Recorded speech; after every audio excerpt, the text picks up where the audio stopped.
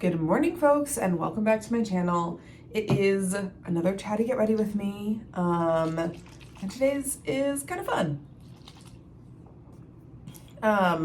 First of all, pardon my voice. It is mid-May here in Seattle, and it is peak allergy and pollen season, and I am so allergic to every tree that has ever existed on the face of this earth.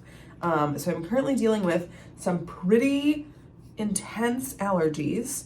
And you can really hear it in my voice, but we persist. The show must go on.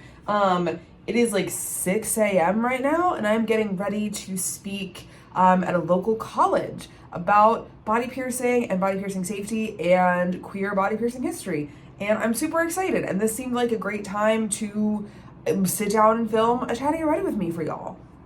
Because my allergies are so bad, I'm gonna do some eye drops because the itchy dry eye has been super real. But I'll do this off camera because I know eyeball stuff is like body horror level for some people. Whew. I'm someone who has become like a daily eye drop person, and I'm not that good at it yet still. It's not my favorite thing.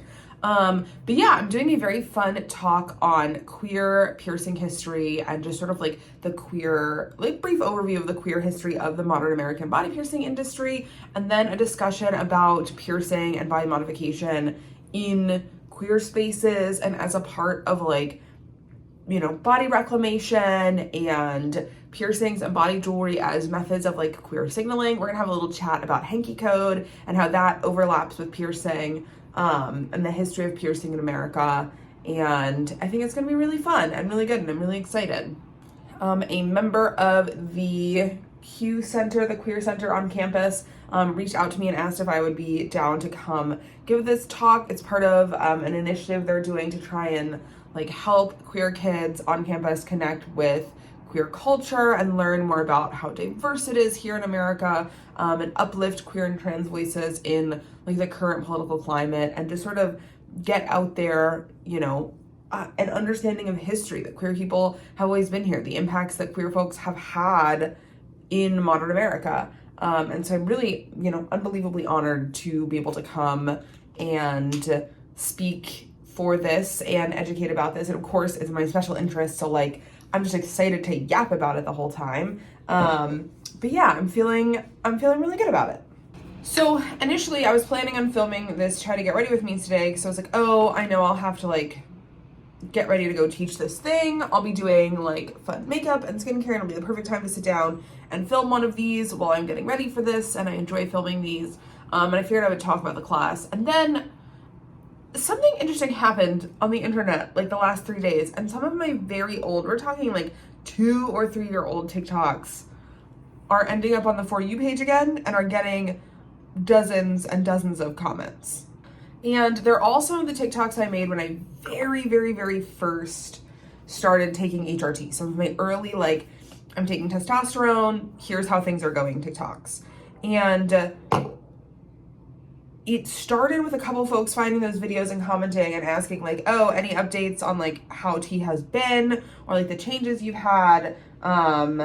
Which I was like, yes, there's many updates, like check out the recent videos. But what I'm noticing is the majority of the comments that are being left are people who are like, people who in the comment section are letting me know that they are trans, that they're, you know, non-binary, or they're questioning, or they just want to explore stuff, but who seem very hesitant about some of the side effects of taking testosterone. And I think hesitancy surrounding any new medication is completely normal. Medications can have all sorts of side effects. They can have all sorts of effects on your body. The thing that I think about whenever I think about that is birth control. I got birth control suggested to me at 13 because I had very debilitating headaches and migraines during my cycle. And so the doctors were like, you're literally ending up in the nurse's office at school, like once or twice a month with like a migraine that's so bad that you're throwing up. Like, let's put you on birth control to deal with that.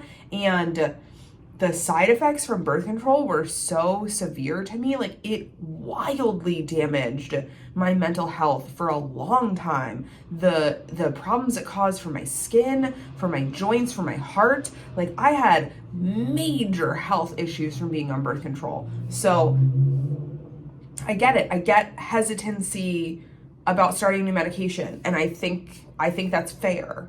Also, before anyone comes for me for my morning smoothie, I had a bunch of bananas that needed to get used, so it is this color because it is very banana, which I don't mind, but someone's gonna say something.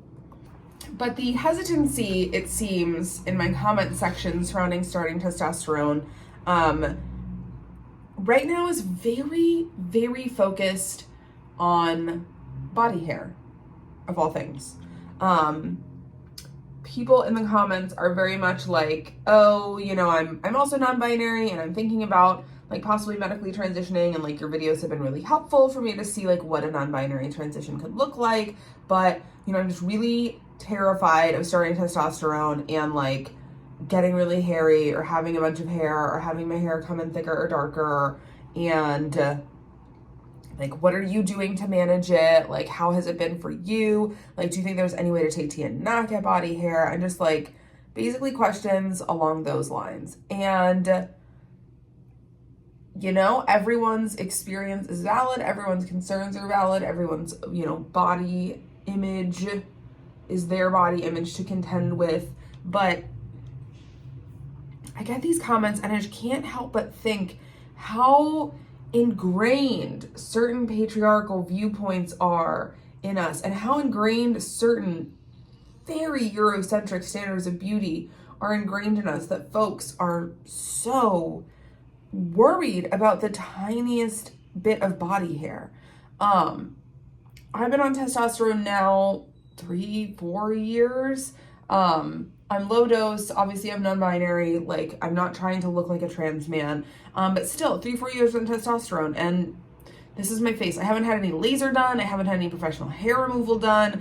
This is just what it looks like. My family does not grow like strong beards, so like I'm not genetically predisposed to that. I guess it might be a different story if everyone in your family has like a big full beard and you're worried about facial hair. But that hasn't been a concern for me. Body hair, yeah, absolutely. It's gotten a little thicker. It's gotten a little darker. I'm mixed Mexican and South American on my father's side. And so like thicker, darker hair definitely runs in that side of the family. My leg hair is definitely thicker and darker on my stomach around where I take my shots. I have like a little happy trail. I'm obsessed with it. I think it's so cute. I was so stoked when that started coming in. I'm all about it. And I definitely grow a little bit more hair on the backs of my thighs now, which has been an interesting experience on the occasions that I do shave. But body hair is just so interesting to me as like a fear on testosterone, just in general, but also just like having hair just involves doing nothing, you know? Like people are just born with hair all over their bodies. And if you want to remove it, you can. But if you don't want to remove it and you literally do nothing, that is just the way your body is and exists. And we are so used to, as a culture, the process for women and feminine presenting people to remove, you know, every square inch of hair on their body, aside from the hair on their head and their eyebrows, to achieve these beauty standards. And it's just wild. And without fail, when I talk about that, someone is going to come in my comments and be like, well, hair is a sensory thing for me. And if that's the case for you, totally. It's your body. It's your experience. Have it. But I have had multiple conversations with people who feel like it is a sensory thing. And we kind of unpack that a little bit. And it is because they dislike it in relation to beauty standards. Which also brings me to Eurocentric beauty standards. So I remember being very little growing up on Long Island, New York. And, you know, like I mentioned, like I'm mixed on my dad's side.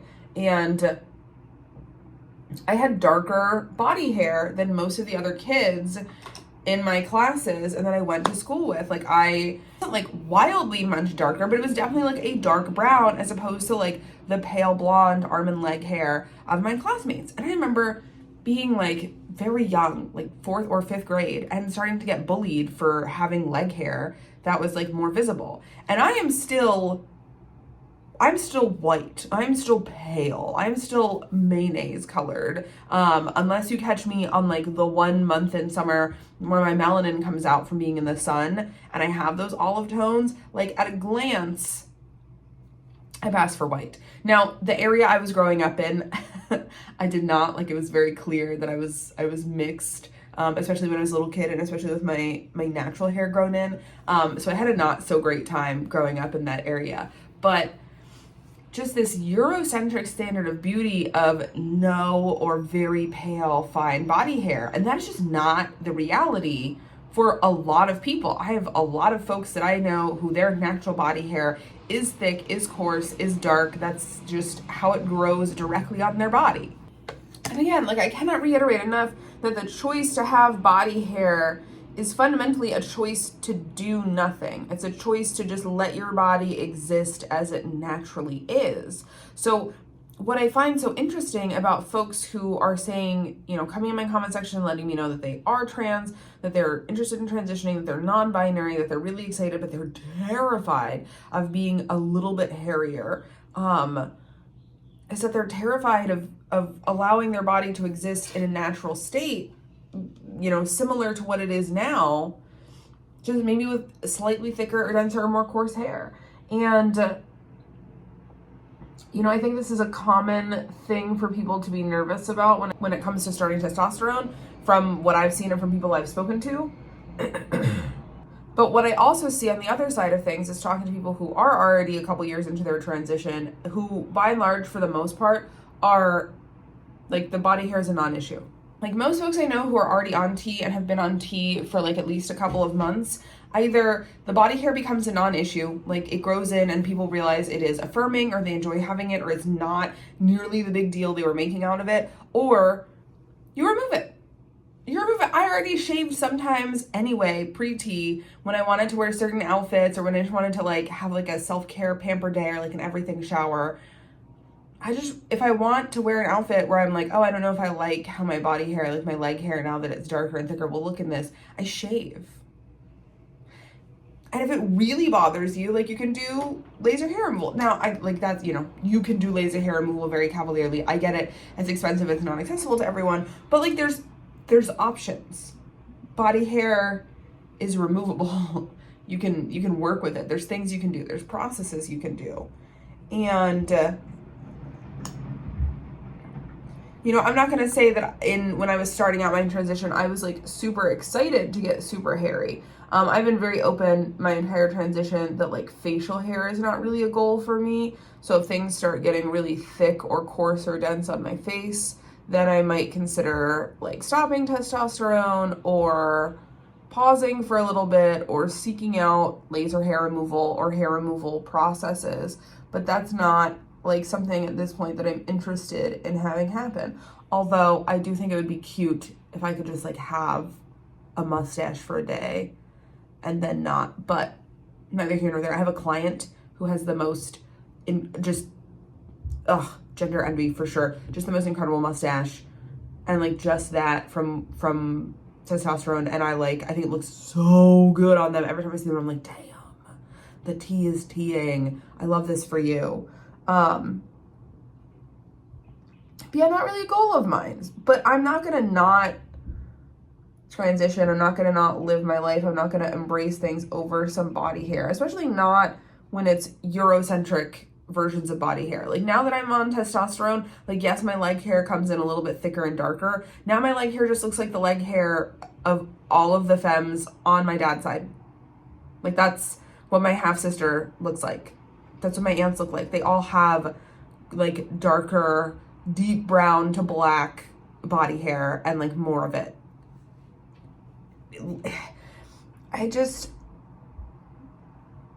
Again, I in no way want to minimize people's very valid concerns in starting a new medication or in transitioning, but for me, this particular subject and this particular discourse just feels so rooted in modern beauty standards and Eurocentric beauty standards of super fine blonde body hair and, you know, white beauty standards.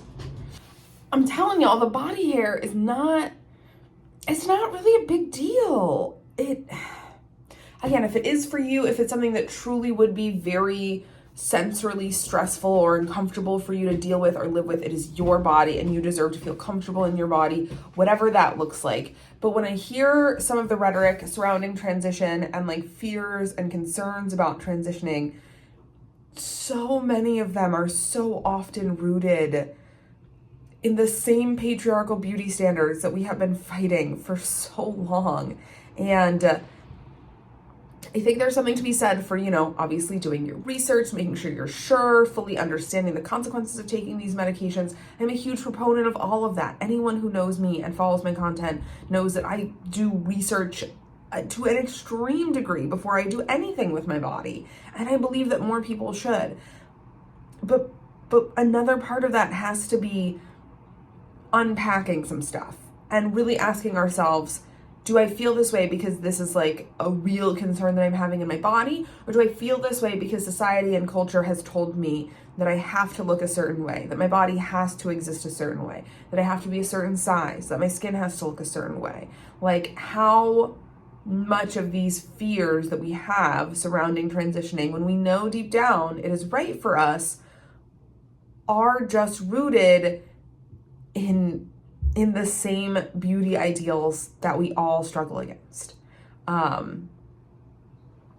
It's been interesting the last 2 days really to see my comment section on TikTok just flooded with people horrified at the thought of having slightly more armor leg hair.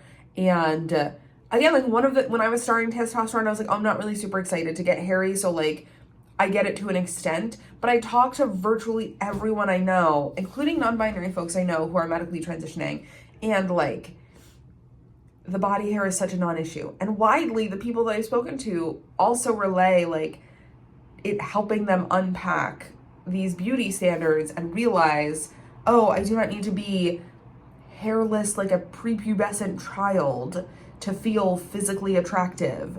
That's a whole nother element into the body hair hate that I'm not even gonna touch on in this video, because that's it's a whole own thing, the West's obsession with completely hairless, tiny, petite looking femmes and all of the implications that come with that are really uncomfortable.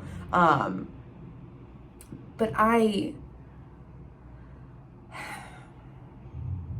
the body hair is not a big deal for most folks.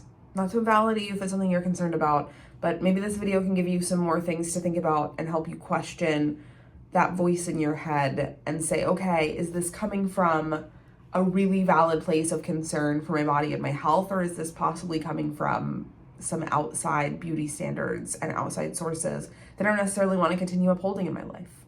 But yes, that is my very unplanned try to get ready with me rant for the day about body hair and beauty standards. I gotta go finish getting dressed. I gotta finish my smoothie and then do my hair. I did a little damp braid trick. It's old school, but it works. And then get everything all packed up to go teach this presentation. And everyone, cross your fingers for me that it goes really well. Thanks so much for sitting down and hanging out, and I can't wait to chat with y'all again soon. Bye.